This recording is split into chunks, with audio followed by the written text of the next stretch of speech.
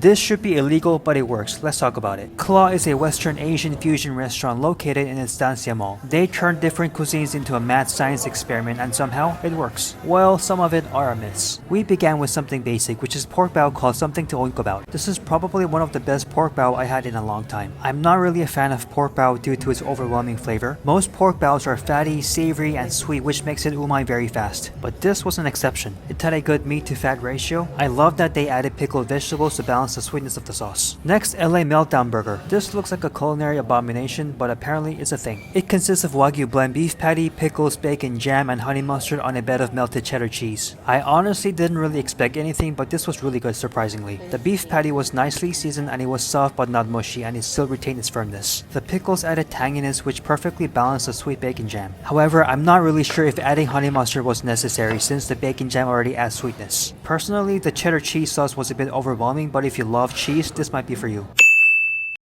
Next up, Pork Almighty. It consisted of a huge slab of pork tonkatsu on a bed of curry sauce. It's topped with fries, nori flakes, sauteed shimeji mushroom, and bonito flakes. I was looking forward to this, but unfortunately it was a letdown. First of all, the breading just fell apart and I'm left with bland meat. And no, it's not because of the curry sauce. If you look at all the tonkatsu restaurants, the breading stays intact regardless of the sauce. Also, the meat wasn't pre-seasoned, so I'm biting into bland meat. The curry sauce wasn't heavily seasoned to compensate for the blandness of the meat. But the meat itself was juicy and succulent.